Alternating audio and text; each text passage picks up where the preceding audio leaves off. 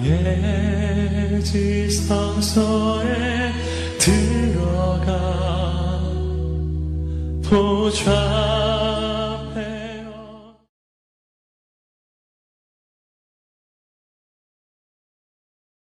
네, 오늘 말씀 제목은 광야에서라는 그런 제목으로 말씀을 나누기 원합니다. 여러분 혹시 지난 시간 말씀 기억하시나요? 지난 시간과 제가 저번에 했었던 금요기도의 본문과 똑같은데 지난 시간에는 우리가 이제 탈진이라는 그런 제목으로 오늘 본문을 말씀을 살펴보았습니다.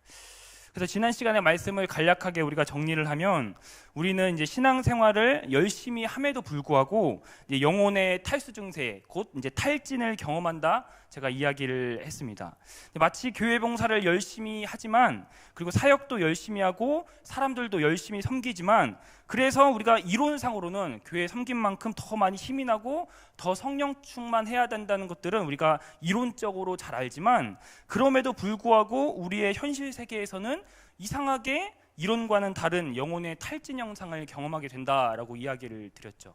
그래서 주일날에 예배를 드리고 봉사를 하면 기쁘게 월요일날을 맞이해야 하지만 우리는 역설적으로 교회에서 봉사함으로써 어쩌면 더 지치게 되는, 그래서 월요일을 맞이하기 싫은 그러한 현실적인 문제가 우리들에게 있다라고 말씀을 드렸습니다. 그렇다면 왜 우리가 영혼의 탈수 증세가 생기냐, 이거에 대한 원인에 대해서 우리가 지난 시간에 두 가지 말씀으로 살펴보았습니다. 첫 번째로는 왜 우리가 영혼의 탈수 증세가 생기냐면 이세벨의 소리를 들었기 때문이라고 이야기를 했죠. 우리가 1, 2절 말씀을 다시 한번 읽겠습니다. 아합이 엘리야가 행한 모든 일과 그가 어떻게 모든 선지자를 칼로 죽였는지를 이세벨에게 말하니 이세벨이 사신을 엘리야에게 보내어 이르되 내가 내일 이맘때에는 반드시 내 생명을 저 사람 중 한 사람의 생명과 같게 하리라. 그렇게 하지 아니하면 신들이 내게 벌 위에 벌을 내밈이 마땅하니라 한지라. 아멘.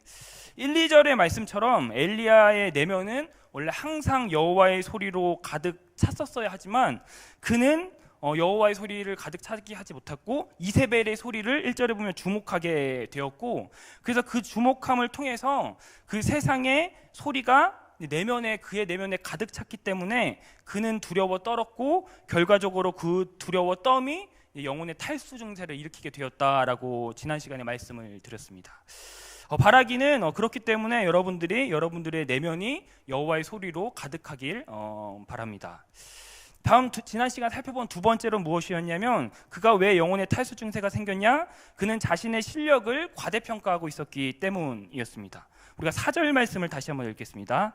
자기 자신은 광야로 들어가 하룻길쯤 가서 한 로뎀나무 아래에 앉아서 자기가 죽기를 원하며 이르되 여호와여 넉넉하오니 지금 내 생명을 거두시옵소서. 나는 내 조상들보다 낫지 못하나이다 하고. 아멘. 4절 말씀처럼 여기서 우리가 주목해야 하는 건 무엇이냐? 나는 내 조상들보다 낫지 못합니다 라는 그러한 엘리야의 고백이죠.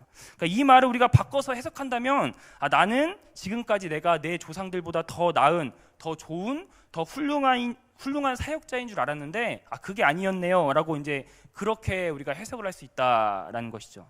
그래서 이 본문을 통해 유추해보건대 그는 자신의 실력을 굉장히 과대평가하고 있었기 때문에, 왜냐하면 이제 18장을 여러분들 보시면 아시겠지만 450명의 이방 선지자와 엘리야 혼자서 싸워서 이겼기 때문에 그는 반드시 자신의 실력을 과대평가하고 있었고, 그 과대평가함이 암암리에 자신도 인식하지 못한 사이에 나 정도면 꽤 괜찮은 사람이지, 나 정도면 꽤 능력 있는 사역자지 라면서 이제 스스로 자부했던 것으로 보이죠. 이러한 영적인 교만이 그를 패배하게 만들었고 결과적으로 하나님께 계속 붙들려 있었어야 했던 그의 신앙생활이 잠깐 이탈해서 그 이세벨의 소리를 주목하게 됨으로써 결과적으로 탈진을 경험하게 되었다라고 지난 시간에 이 두 가지로 원인 분석을 하였습니다. 그렇기 때문에 저와 여러분들이 항상 겸손한 마음으로 그리고 낮은 자세로 그렇게 신앙생활 하시길 바랍니다. 이 두 가지가 이제 지난 시간에 다뤘던 내용이었습니다. 그래서 지난 시간에는 탈수 증세가 왜 생겼는지 이제 원인 분석을 하였다면, 오늘 이 시간에는 그 탈수 증세를 엘리야는 어떻게 해결하였는지에 대해서 이제 몇 가지 걸쳐서 다음에 시간이 되면 이제 계속 몇 가지 걸쳐서 나누려고 하는데, 그래서 오늘은 그 첫 번째 해결 방법에 대해서 말씀을 드리려고 합니다. 첫 번째로 그는 어떻게 이 영적인 탈수 증세를 해결했냐? 첫 번째로는 그는 광야로 들어갔다라는 이야기입니다. 우리가 4절 말씀을 다시 한번 읽어볼까요? 자기 자신은 광야로 들어가 하룻길쯤 가서 한 로뎀나무 아래 앉아서 자기가 죽기를 원하며 이르되 여호와여 넉넉하오니 지금 내 생명을 거두시옵소서. 나는 내 조상들보다 낫지 못하나이다 하고. 아멘. 여기서 중요한 건 4절 첫 번째죠. 자기 자신은 광야로 들어가서 라는 이 광야라는 그러한 말에 주목을 해야 한다라는 것이죠. 장소적인 의미에서는 광야가 맞지만 우리가 이제 문학적인 표현으로 봤을 때 성경에서 광야란 여러분들 어떠한 곳인가요? 오늘은 이 광야에 대해서만 몇 가지 살펴보려고 하는데, 첫 번째로 광야란 아무것도 없는 적막한 곳이라는 것입니다. 지난 시간에 우리가 다뤘지만 왜 엘리야는 자신의 사명을 버리고 도망을 쳤을까요? 이세벨이 무서웠기 때문이죠. 더 정확히 말하면 이세벨의 소리, 너를 죽이리라는 이세벨의 그러한 소리가 무서웠다라는 것이죠. 여러분, 그런데 광야란 어떤 곳인가요? 광야란 아무 소리도 들리지 않는 곳이라는 것입니다. 그리고 아무 소리도 들리지 않기 때문에 역설적으로 하나님의 음성을 뚜렷이 들을 수 있는 장소가 광야라는 것이죠. 그래서 성경을 보면 광야는 대부분 이스라엘 백성들의 훈련의 장소였죠. 왜냐하면 의지할 곳이 아무것도 없고 세상 소리도 아무것도 안 들리고 가나안의 소리, 애굽의 소리 그 어떠한 것도 들리지 않고 오로지 하나님의 음성만 들을 수 있는 장소였기 때문에 하나님께서는 항상 이제 성경을 보시면 다윗도 그랬고 뭐 아브라함도 그랬고 뭐 출애굽할 때도 그랬고 반드시 광야에서 하나님께서 훈련을 시켰죠. 그렇다고 한다면 이 엘리야가 광야에 들어갔다는 건 이러한 비슷한 의미로 우리가 오늘 해석을 해보자라는 것입니다. 그렇기 때문에 그가 광야로 들어갔다는 것은 첫 번째로 세상의 모든 시끄러운 소리를 그는 뒤로 버렸다라는 것을 의미한다라고 저는 오늘 그렇게 해석하기를 원합니다.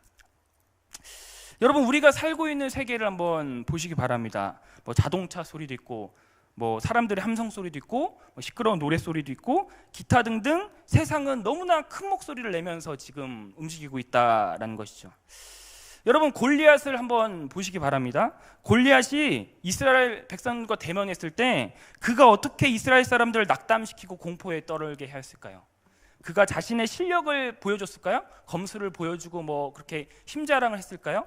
아니죠. 성경을 보면 단지 그냥 큰 목소리로 내려와라 라고 그냥 외쳤을 뿐이다. 그런데 그 소리 때문에 이스라엘 백성들이 지금 낙담이 뼈가 녹았다라고 그렇게 기록하고 있다라는 것이죠. 사실 세상은 전략이 이것밖에 없다라는 것이죠. 굉장히 큰 목소리로 자신의 실력을 과대포장한다라는 것이죠. 여러분, 골리앗을 보시면 골리앗이 어떻게 죽었나요? 물맷돌 한 방에 사실 죽게 되었다라는 것이죠. 그만큼 사실 골리앗은 형편이 없는 실력의 소유자였지만 그럼에도 그의 큰 목소리에 우리가 현혹돼서 싸워보지도 않고 쟤는 셀 거야 이렇게 우리가 낙담하게 된다. 이것이 바로 세상의 전략이다라는 것이죠. 여러분, 지난 시간에도 제가 다뤘지만 만약에 이세벨이 정말 진실로 엘리야를 죽이려고 했다면 가장 효과적인 방법이 무엇이었을까요? 이렇게 큰 소리로 소리치는 것이었을까요? 아마 밤에 몰래 자객을 보내는 거 아니었을까요? 정말 죽이길 원했다면? 소리 소문 없이 쥐도 모르게 찾아가서 엘리야가 방심하는 사이에 죽이는 게 사실 가장 힘이 안 들고 가장 효과적인 방법이라는 거죠. 그런데 왜 이세벨은 큰 소리를 그렇게 쳤을까요? 그녀가 아마 실제로 엘리야를 죽일 수 없음을 알았기 때문 아닐까요? 여러분, 18장을 보시면 이스라엘 백성들이 동요하죠. 여론이 움직이죠. 왜냐하면 450명의 그 선지자들을 이겼기 때문에 불로 하나님께서 응답했기 때문에 여론은 여호와는 참 신이다라는 여론이 있었기 때문에 여러분들 아시다시피 왕이나 이런 사람들이 여론에 민감하잖아요. 그렇죠? 그런데 엘리야를 죽일 수가 없는 거죠. 이 여론 때문에. 그렇기 때문에 분명히 그는 엘리야를 죽일 수 없음을 알았기 때문에 그래서 자신의 실력으로는 감당할 수 없으니까 그렇게 큰 소리로만 떵떵거리면서 그렇게 이야기했다라고 우리가 추정해 볼 수 있다라는 것이죠. 여러분, 우리나라 속담 중에 빈수레가 요란하다라는 이야기가 있죠. 이거 말처럼 이세벨은 굉장히 요란법석을 떨었지만 그녀의 행동 뒤편에는 아마 자신의 실력은 빈수레였을 거라는 거죠. 아무래도 자신도 두렵고 여론이 무서웠기 때문에 큰 소리만 쳤을 뿐 그는 어떠한 사실 액션도 취하지 않았을 수도 있다라는 것이죠. 그런데 문제는 무엇이냐? 그 목소리가 워낙 크기 때문에 우리들의 심령이 떨린다라는 것이죠. 여러분, 지난번에도 이야기했지만 이제 3절을 보면 그가 이 형편을 보고 일어났다라고 이야기한 것처럼 이세벨의 모든 소리들이 이제 본인의 낙담을 만들게 되었다라는 이야기입니다. 여러분, 우리가 매일 접하게 되는 방송 매체, 뭐 영화, 예능, 드라마, 기타 등등 세상의 모든 소리들은 사실 돈이 최고다. 그리고 가끔 터져 나오는 갑질 논쟁에, 그리고 인생은 한 번뿐이니 즐기라, 이러한 쾌락적과 이러한 성적인 방종들을 조장하고, 그리고 그러한 개방에 대해서 박수 쳐주는 이러한 세상의 큰 목소리를 우리가 매일 접하게 되다 보면은 하나님은 과연 어디 계신가라는 의문을 우리가 가지게 되고, 그 큰 목소리에 우리가 낙담하게 된다라는 이야기죠. 여러분, 제가 중고등부 아이들한테 항상 이야기하는데 요즘 이 시대는 숫자가 지배하는 세계입니다. 쉽게 말해서 우리 그 중고등부 아이들이 뭘로 평가되죠? 숫자, 성적이라는 숫자로 평가가 되죠. 대학교가 가면 학점이라는 숫자가 평가가 되고, 나중에는 스펙이라는 점수가 평가가 되고, 그리고 심지어 요즘에는 외모도 숫자로 평가해서 연애 매칭 프로그램 같은 거 보면 숫자 높은 사람들끼리 매치를 한다던가, 이런 식으로 우리가 가만히 보면 숫자가 우리들을 지배하는 이데올로기 속에서, 그래서 숫자가 높으면 저 사람은 정말 훌륭한 사람, 숫자가 낮으면 저 사람은 실패한 사람, 이렇게 이 숫자가 지배한 이데올로기 속에서 우리가 그렇게 그래서 숫자를 계속 높여야 됩니다 이렇게 큰 목소리를 우리가 매일 접하게 되면 우리도 오늘 본문의 엘리야처럼 낙담하게 되는 상황, 하나님이 어디 있는가 하면서 탈진의 현상을 우리도 마찬가지로 경험하게 된다라는 이야기입니다. 여러분, 생각을 해보시기 바랍니다. 아니라고 본인은 굳게 마음을 먹어도 여러분 계속 반복해서 들으면 어떻게 되나요?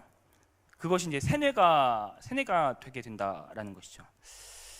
그래서 또 이제 사실 이 이야기를 할까 말까 고민을 하다가 제 이야기를 또 하게 되는데, 그 20대 중반에 제가 교제했던 분이 있었거든요. 항상 이야기했던 그분은 아니고 20대 중반에 교제했던 분이 있었습니다. 어쨌든 그분이 사실 초반에 저를 그렇게 좋아하지 않았거든요. 뭔가 왜냐면 평상시에 말투도 많이 없고 남자로서 패기도 없고 소심하고 약간 이랬기 때문에 대부분 여성분들이 그렇겠지만 뭔가 박력 있고 뭔가 그런 사람들 사실 좋아하잖아요.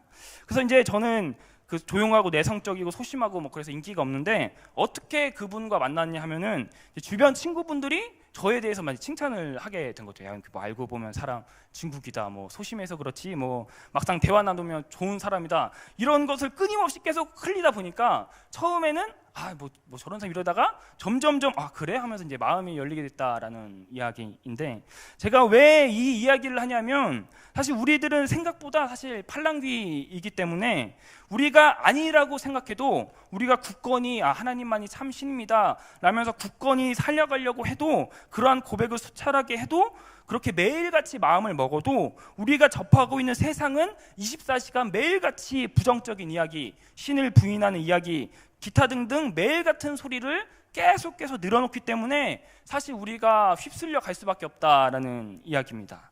그래서 어떤 선교사님이 TV 1시간을 보면 기도 1시간을 해야 된다라고 할 만큼, 그만큼 이제 문화에 대해서 심각하게 말씀하셨던 것들이 기억에 납니다. 여러분, 문화라는 게 사실 양날의 검과 같죠. 원래 문화라는 건 중립적인 영역이지만 지금 문화를 점령하고 있는 세력들이 종교를 그렇게 탐탁치 않게 여기기 때문에 문화 사이에 슬며시 본인의 철학과 본인의 세계관을 이제 주입시킨다라는 이야기입니다. 여러분, 문화가 철학과 다르게 굉장히 무서운 게 뭐냐면은, 문화는 내 색깔은 이렇습니다 이렇게 표현하지도 않고 본인의 철학도 이야기하지 않아요. 문화는 이데올로기, 내 이데올로기는 이렇습니다라고 이야기를 하지 않는데, 더 무서운 건 이 문화가 본인의 세계관과 철학을 슬며시 흘려보낸다라는 거죠. 말을 이겁니다라고 이야기하지 않고 슬며시 약간 술에 물 탄 듯 이렇게 슬며시 흘려보내기 때문에 우리가 그것을 처음에는 거부감 없이 자연스럽게 접하게 되고, 그것을 계속 접하게 되면 우리가 어느덧 그 문화에 취해 있게 된다라는 이야기입니다. 여러분, 요즘에 젊은 사람들이 유행하는 단어가 뭔지 아세요? 욜로 라이프라는 이야기인데, 이 욜로 라이프란 뜻이 이제 한 번 사는 인생 즐기다 가자라는 그러한 뜻이거든요. 그리고 많은 젊은 그리스도인들이 이 말에 취해서 인생을 즐기는 걸 최우선 낙으로 삼는다라는 이야기입니다. 그러니까 본인의 기분과 본인의 행복을 최고의 가치관으로 두고 지금 살아가고 있다라는 이야기죠. 그래서 이제 교회에서 젊은 사람들에게 헌신하라고, 십자가를 지라고, 그런 류의 설교를 굉장히 불쾌하고 꺼름직하게 이제 받아들인다라는 이야기죠. 왜냐하면 내 인생은 한 번뿐이니까 내가 하고 싶은 거 다 하면서 살아야 되는데 뭔가 십자가를 지고 살아가야 한다는 희생과 헌신이 그들에게 거부감을 갖게 된다라는 이야기죠. 여러분, 문화라는 것을 다시 보면 그들은 절대 뭐 종교가 뭐 이렇게 억압하면 이런 식으로 이야기하지 않습니다. 다만 그러니까 욜로라이프에 대한 뜻을 이야기한다던가 철학적으로 뭐 담론을 이야기한다던가 이렇게 하지 않고 욜로라이프라는 생활이 무엇인지 그냥 연예인으로서 보여줍니다. 그럼으로써 연예인들이 이면에 이제 아픔과 뭔가 괴로움과 뭔가 우울증도 많이 사실 시달리거든요. 이런 것들은 보여주지 않고 욜로라이프라는 그러한 긍정적인 거, 연예인들이 즐기면서 살아가는 거, 이런 것들을 매일매일 접하다 보면 우리들도 어느 순간에 저 연예인처럼 자유롭게 살고 싶다, 나도 얼매이고 싶지 않다, 이렇게 우리도 그렇게 여기게 된다라는 이야기라는 것입니다. 다시 본론을 우리가 돌아와서 세상의 소리가 이처럼 굉장히 시끄럽기 때문에, 그렇기 때문에 우리는 지속적으로 광야로 들어가야만 한다라는 이야기입니다. 세상의 모든 시끄러운 소리부터 일정 부분 우리가 떨어져 있어야 하는 시간을 반드시 가져야 한다라는 이야기입니다. 왜냐하면 계속 그 소리를 들으면 우리는 동화되기 때문에 반드시 그 광야로 들어가서 여호와의 소리로 우리의 내면을 가득 채워야만 우리가 그 세상 가운데서 살 수 있다라는 이야기입니다. 그것이 바로 우리가 세상 속에서 동화되지 않고 거룩함을 유지하는 방법이라는 것이죠. 여러분, 만약 그렇다고 한다면 여러분들에게 있어 광야란 어떤 곳인가요? 바로 이곳이 갈릴리 교회가 광야 아닐까요? 새벽 예배, 수요 예배, 금요 기도회, 주일 예배, 기타 등등 이 갈릴리 교회에서 행하는 사실 모든 영적인 프로그램들이 우리가 하나님의 음성을 충만하게 들을 수 있는 장소, 그렇기 때문에 이 광야, 이 장소가 바로 이 갈릴리 교회 아닐까요? 여러분, 만약에 이곳이 정말 갈릴리 광야라고 한다면 살아가는 여러분들에게 첫 번째로 이야기하는 것은 세상의 시끄러운 소리를 여러분 밖에다 버리고 오셨나요? 아니면 가지고 들어오셨나요? 갈릴리 교회가 만약에 영적으로 광야가 되려면 우리는 엘리야처럼 세상의 소리를 가지고 들어와서는 안 됩니다. 이 예배 시간이 광야가 되려면, 그래서 하나님의 음성을 뚜렷이 들으려면 우리는 세상의 소리를 저 밖에다 버리고 들어와야만 이곳이 갈릴리 광야가 됩니다. 그런데 우리가 왜 예배 시간이 광야가 안 되냐면, 우리가 말씀을 듣지만, 찬양도 하지만, 기도도 하지만 우리들의 내면에 세상의 온갖 시끄러운 잡소리로 가득하기 때문이죠. 우리의 내면에 뭐 드라마 생각들, 회사 생각, 취업 생각, 기타 온갖 잡생각들로 가득하기 때문에, 그렇기 때문에 우리가 이곳이 광야가 되지 못한다라는 이야기입니다.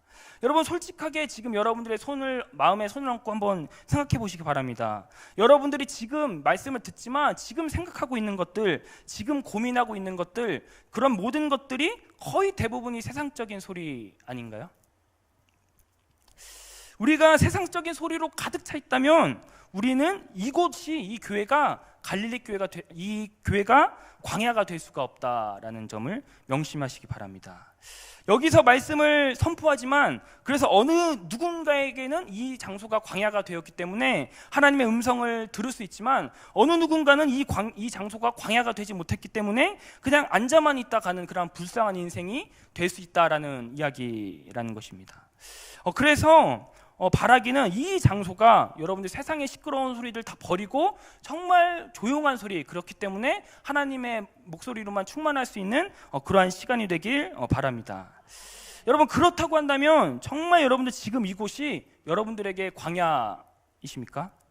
정말 아무 소리도 들리지 않고 지금 내면에 선포되는 말씀만 여러분들 지금 집중하고 계십니까? 바로 지금 여기서 예배드리는 이곳이 여러분들에게 갈릴리 광야가 되시길 바랍니다. 그래서 오늘 이 시간 여러분들의 내면이 하나님의 말씀으로 충만하길 간절히 바랍니다. 두 번째로 광야란 어떠한 곳이냐? 여호와의 세밀한 음성을 들을 수 있는 곳이라는 것이었습니다. 우리가 12절 말씀 읽겠습니다. 또 지진 후에 불이 있으나 불 가운데에도 여호와께서 계시지 아니하더니 불 후에 세미한 소리가 있는지라. 아멘. 탈진을 경험한 엘리야에게 하나님께서는 광야에서 큰 목소리가 아닌 세밀한 목소리로 지금 말씀하시고 계신다는 사실이 굉장히 중요하죠. 여러분 18장을 보세요. 18장 하나님께서 어떻게 응답하셨죠? 큰 불로 응답을 하셨지만 19장에서는 불 후에 세미한 소리가 있다라고 이야기를 하고 있죠. 이 부분을 우리는 놓쳐서는 안 된다라는 이야기입니다. 그렇기 때문에 이 세밀한 음성을 들어야 하기 때문에 지난 시간에도 제가 말씀을 드렸지만 이 19장의 전반적인 그 핵심은 무엇이냐? 소리의 싸움이라고 저는 19장을 그렇게 만약에 주제를 단다면 소리의 싸움이라고 이야기하고 싶은데, 왜 그러냐면 1, 2절에서는 어떠한 소리가 들리죠? 이세벨의 큰 목소리가 들리고 12절에서는 여호와의 미세한 소리가 들리죠. 그러니까 큰 목소리 대 작은 목소리, 세상의 큰 목소리 대 여호와의 세밀한 소리, 이 소리의 대결을 지금 19장에서 이야기를 하고 있다라는 것인데, 그런데 중요한 건 무엇이냐? 엘리야의 영혼을 살리는 목소리는 큰 목소리였나요? 작은 목소리였나요? 세밀한 목소리가 그의 인생을 바꿨다라는 이야기죠. 여러분, 세상은 큰 목소리로 우리를 유혹하죠. 제가 아까 이야기한 것처럼 돈이 최고다, 스펙이 최고다, 자녀들을 좋은 대학교, 좋은 직장에 취업시켜야 한다, 막 그렇게 떵떵거리면서 우리를 기만하고 우리를 괴롭히고 우리를 조롱하고 때로는 우리를 유혹하며, 그렇게 세상은 계속 지속적으로 큰 목소리를 내면서 그렇게 지금 우리를 도전하고 있다라는 것이죠. 여러분, 그런데 이 성경 말씀이 정말 하나님의 말씀이 우리가 믿는다면 우리들의 인생에 있어서 우리를 살리는 목소리는 그렇다면 큰 목소리일까요? 작은 목소리일까요? 여호와의 작은 음성이라는 사실을 여러분들 꼭 잊지 마시기 바랍니다. 우리는 참 이제 사실 현혹되기가 쉽죠. 여러분, 상식적으로 큰 목소리와 작은 목소리가 싸우면 누가 이기나요? 당연히 큰 목소리가 이기죠. 우리나라 말 중에서도 목청 큰 사람이 싸움 잘한다라는 사실 이야기처럼, 이제 만약에 우리가 길거리에서 싸움을 만약 구경을 한다고 여러분 생각해 보세요. 그러면은 어떻게 싸우나요? 막 이렇게 조용히, 야, 너 막 이렇게 하지 않잖아요. 막 큰 목소리, 막 가장 막 광분하는 큰 목소리에서 누가 목소리가 더 큰가 이제 사실 대결을 하잖아요.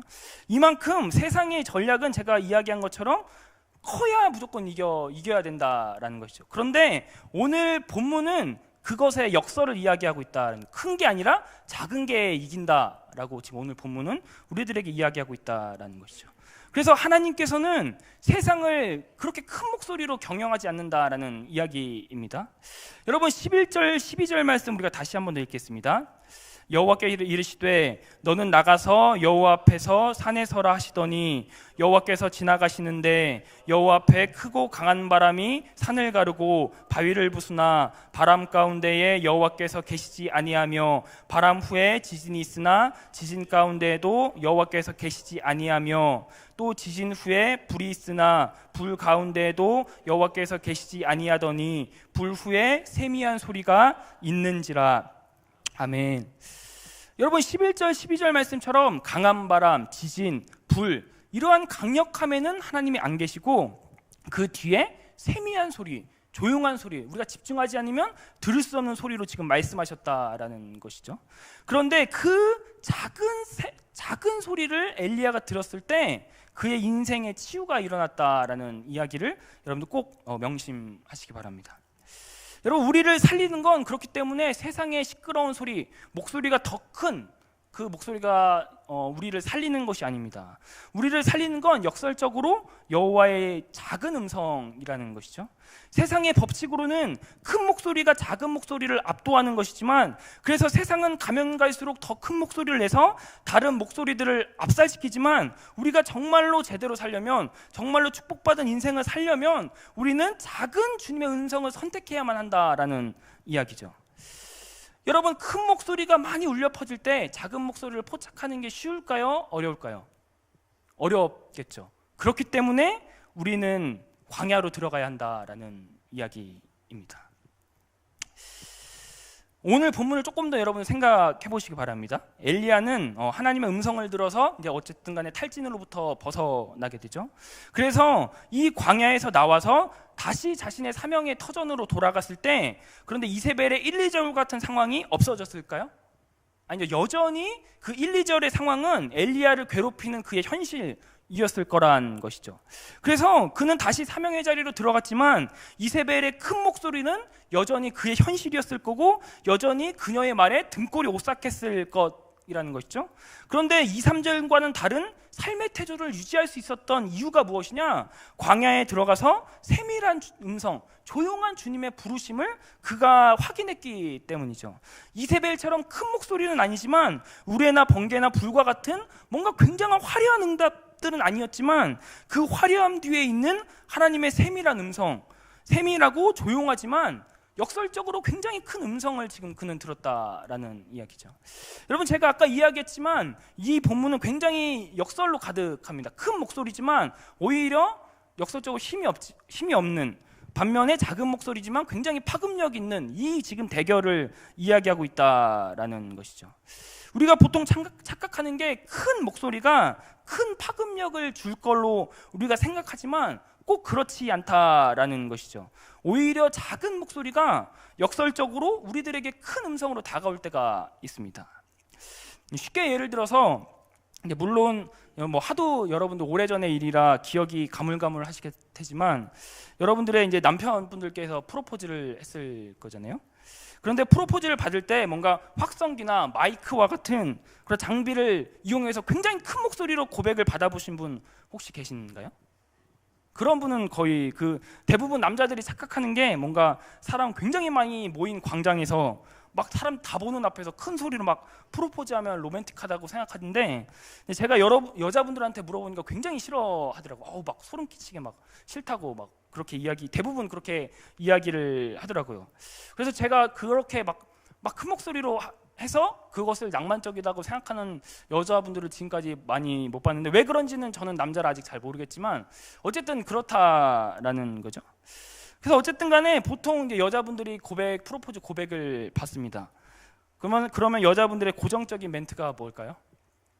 생각해 볼게죠. 바로 네라고 이야기를 사실 안 하잖아요. 자존심이 있어가지고 응이라고 이야기 안 하고 좋아도 생각해 볼게 하면서 이제 하루 이틀 뒤에 이야기를 하잖아요.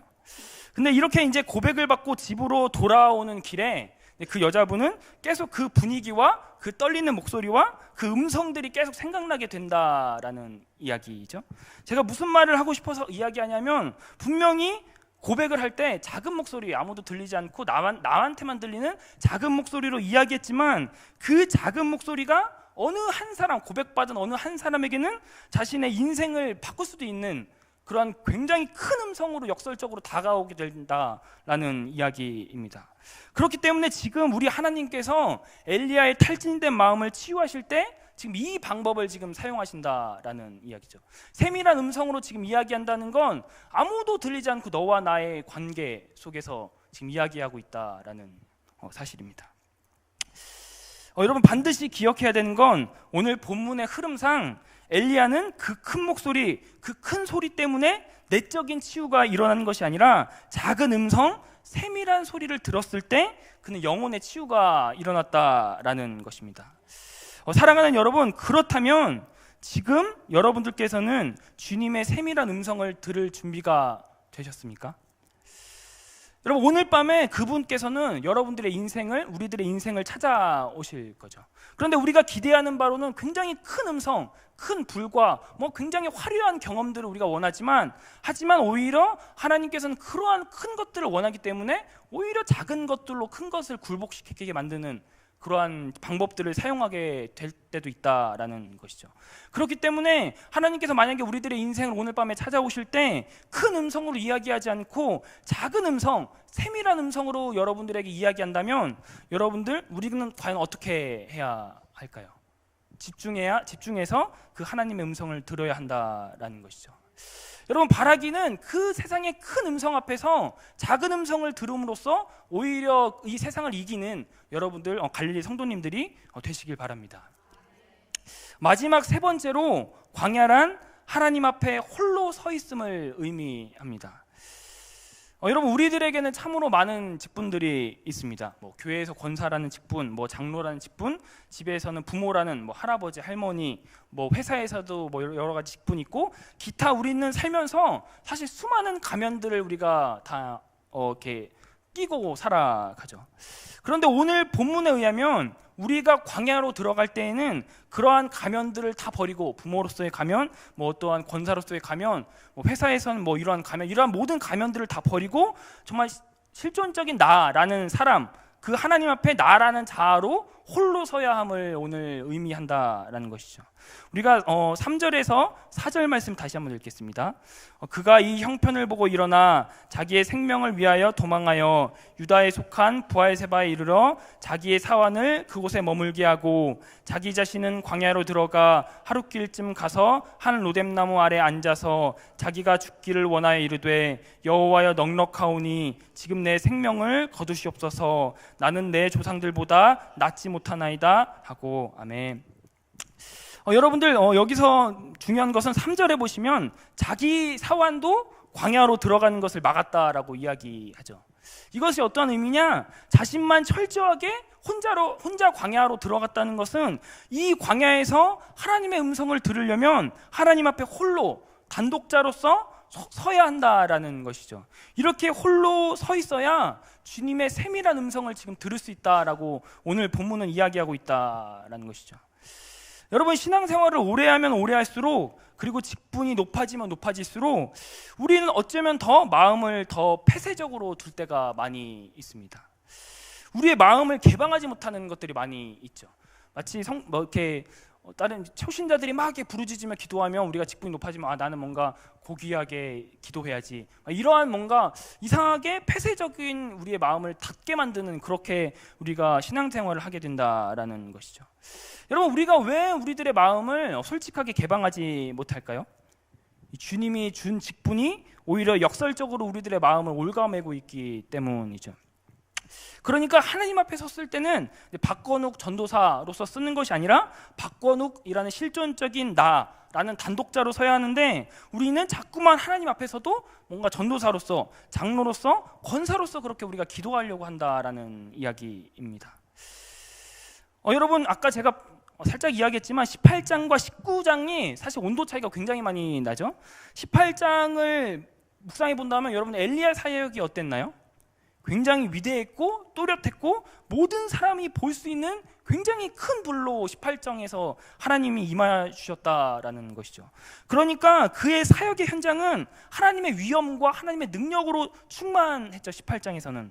그런데 그의 위대한 사역이 끝나고 하나님을 대면해야 할 자리에 섰을 때에는 예배자의 모습으로 섰을 때에는 12절 말씀처럼 광야로 들어간 후 세미한 소리를 들어야 하는 그러한 삶의 자리로 내려와야 된다라는 이야기인 것이죠.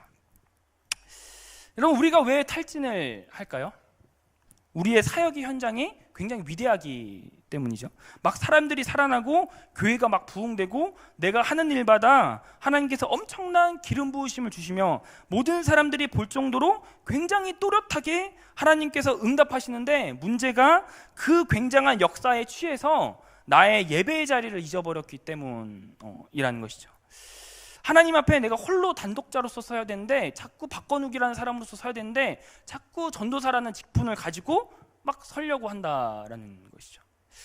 여러분, 굉장히 저도 이제 사역을 어렸을 때부터 하게 되는데, 지금 생각해 보면 저도 박건욱 전도사로서 기도를 많이 한다는, 막 우리 중고등부 아이들을 위해서도 기도하고 막 계속 기도하지만, 가끔 하나님께서 이렇게 이야기한다. 야, 너도 너를 위해서도 좀 기도를 해봐, 이런 식으로 가끔 이야기를 하시지 않나. 오늘 말씀을 통해서도 하나님께서 지금 원하시는 게 내가 전도사로서 이거 막 이렇게 기도하는 것이 아니라 나라는 사람이 그냥 하나님 앞에 솔직하게 나가길 원하시는구나라는 그러한, 오늘 설교를 준비하면서 그러한 생각이 들었습니다.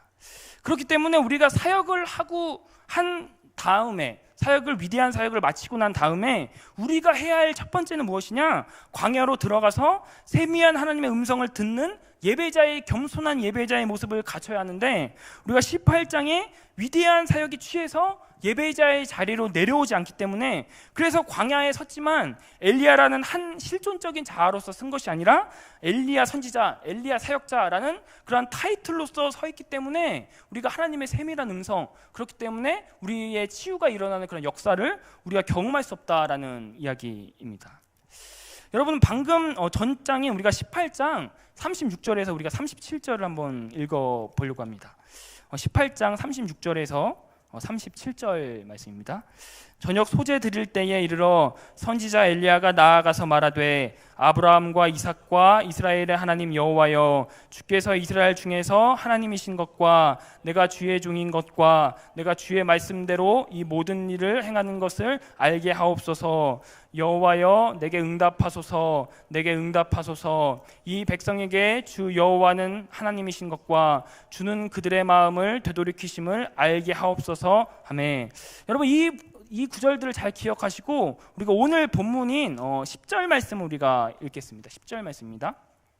그가 대답하되 내가 만군의 하나님 여호와께 열심히 유발하오니 이는 이스라엘 자손이 주의 언약을 버리고 주의 제단을 헐며 칼로 주의 선지자들을 죽였음이오며 오직 나만 남았거늘 그들이 내 생명을 찾아 빼앗으려 하나이다. 아멘. 여러분 우리가 이 두 구절의 기도를 읽었는데 여러분들 차이가 혹시 느껴지시나요? 18장의 기도는 공동체적인 기도, 그래서 위험 있는 기도, 그래서 굉장히 정제된 언어로서 기도를 하고 있지만 19장의 기도는 지극히 개인적인 어려움을 지금 토로하고 있다라는 이야기이죠. 개인의 실존적인 지금 위기를 고백하고 있다라는 소리죠. 여러분 제가 이야기하는 말은 18장에 뭔가 공동체적인 기도나 중보하는 기도를 부인하려고 하는 것은 아닙니다. 우리가 이 기도도 굉장히 중요하지만 그것에 못지않게 내가 정말 나로서 존재하는, 내가 하나님 앞에 솔직하게 내 어려움들을 토로하는 기도, 그래서 공동체적인 기도와 내가 정말 내 마음을 토로하는 그 기도, 이것이 균형이 잡혀야 한다라는 이야기, 말씀을 드리는 이야기입니다. 그러니까 18장의 기도는 사역자 엘리야의 기도였다면 19장의 기도는 엘리야라는 연약한 한 자아의, 인간에 불과한 그 한 자아의 기도라고 우리가 해석할 수 있다라는 것이죠. 그러니까 우리가 하나님 앞에 섰을 때, 광야에 들어갔을 때 우리는 우리의 모든 무장을 해제하고 벌거벗은 상태로, 그래서 그냥 내 자신에 있는 그 모습으로 서 있어야 한다라는 이야기입니다. 여러분 오늘 금요기도회가 여러분 정말 광야라는 사실을 믿고 있으신가요? 그리고 세미한 주님의 음성을 여러분들 정말 듣기를 원하시나요? 그렇다면 오늘 이 시간 하나님 앞에 여러분들의 가면들을 다 벗어버리고 단독자로서 여러분들 서 있으시길 바랍니다. 그리고 그 하나님 앞에 솔직한 여러분들의 마음을 토로하시길 바랍니다. 우리는 신앙생활을 하면서 자기 기만적인 상태, 자기 최면적인 상태를 믿음이라고 착각할 때가 굉장히 많이 있습니다. 무슨 말이냐면 나는 지금 내 내면에 의심으로 가득한데 주님 믿습니다 이렇게 계속 믿습니다 이렇게 되뇌이면서 그 자기 최면적인 것을 믿음으로 우리는 착각하고 있다라는 이야기입니다. 여러분 신앙은 두려움과 의심을 억누른 상태에서 믿음으로 덮어버리는 게 신앙이 아닙니다. 진정한 믿음은 그 두려움과 의심을 개방해서 그 두려움과 의심의 한가운데로 우리가 꿋꿋이 걸어가서 그 부정적인 마음을 해체하는 게 믿음이라는 이야기입니다. 그러니까 두려움과 의심을 해체하기 위해서는 우리가 그 두려움과 의심의 정중앙으로 들어가는 용기가 필요한데, 그렇기 때문에 우리는 어떻게 두려움과 의심으로 정중앙에 들어갈 수 있냐면 하나님 앞에 솔직하게 우리들의 마음을 토로하는 것이다라는 거죠.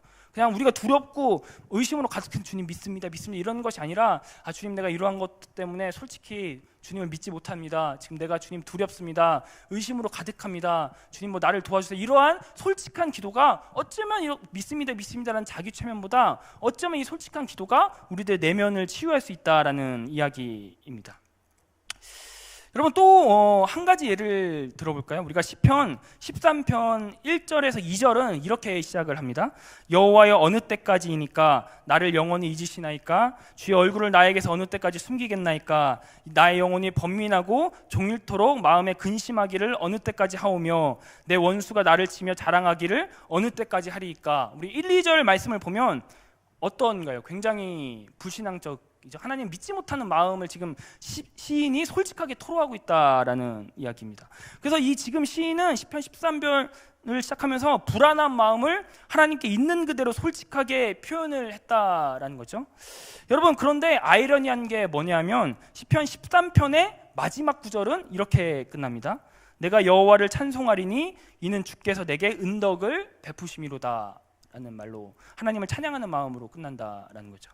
그러니까 여러분들 시편에 보시면 두려운 마음으로 솔직하게 개방해서 두려운 마음으로 기도를 했더니 결과적으로 하나님을 찬양하는 언어로 바뀌었다라는 이야기죠. 그러니까 제가 하는 말은 이 믿음이라는 것이, 하나님을 믿는다는 것이 그냥 단순히 두려움과 불안을 내가 대변하기 싫어서 덮어놓고 그냥 믿음으로 그냥 믿습니다 이것이 아니라, 오히려 역설적으로 그 두려움과 믿음을 개방해서 내가 왜 두려워하는지, 내가 왜 불안에 떨어하는지 그 원인을 정확하게 파악해서 정직하게 하나님 앞에 기도할 때 결과적으로 우리는 그 두려움을 해체할 수 있는 역설이 바로 믿음이라는 것입니다. 여러분, 그렇기 때문에 지금 우리들에게 필요한 것이 무엇일까요? 내 마음을 토로하는 솔직한 기도, 이것이 바로 모든 허물들을 벗어버리고 내 가면들을 다 버리고 무장해제시키고 하나님 앞에 실존적인 나로서 서 있는 예배자의 태도가 우리에게 필요한 것이 아닐까요? 여러분, 말씀을 마치길 소망합니다. 오늘은 광야에서라는 제목으로 말씀을 나눴습니다. 엘리야의 영적인 탈진이 왔을 때 그가 한 가장 첫 번째적인 행위가 바로 광야에 들어가는 것이었다는 것이죠. 왜냐하면 광야는 첫 번째로 세상 소리를 들을 수 없는 곳이었기 때문입니다. 사랑하는 여러분, 오늘 이곳이 여러분들 광야가 되시길 원하십니까? 그렇다면 세상의 소리를 지금 이 시간부터 버리시길 바랍니다. 그래서 세상의 소리로부터 멀어지시길 바랍니다. 두 번째로, 광야는 적막하기 때문에 오히려 세밀한 주님의 음성을 들을 수 있는 장소였습니다. 하나님께서는 때로는 우레와 번개와 같은 그러한 역사하심으로 우리들에게 말씀하실 때도 있지만, 오늘 본문처럼 세밀한 그러한 음성으로 말씀하실 때가 있습니다. 사랑하는 여러분, 오늘 이 밤에 하나님께서 여러분을 찾아오실 때, 세밀한 음성으로 찾아오실 때 여러분들 집중함으로써 그 세밀한 음성을 들으시길 바랍니다. 마지막 세 번째로, 광야에서 엘리야는 사역자 엘리야로서 기도한 것이 아니라 엘리야라는 한 실존적인 단독자로서 하나님 앞에 섰다라는 것이죠. 그리고 그가 한 기도는 뭔가 휘황찬란한 기도나 잘 정제된 언어로서의 기도가 아니라 자신의 마음을 솔직하게 토로하는 그러한 마음이었다라는 것입니다. 사랑하는 여러분, 하나님께 정직하게 나가시길 바랍니다. 여러분들의 마음을 감추시기 마시기 바랍니다. 어차피 하나님께서 우리들의 마음을 훤히 다 들여다보고 계신데 우리가 감추어봤자 우리들의 고통만 가중될 뿐입니다. 그래서 오늘 이 시간 기도하실 때에 여러분 이 세 가지를 잘 기억하시면서 여러분도 오늘 광야에 들어가서 하나님의 음성을 들을 수 있는 시간이 되시길 바랍니다.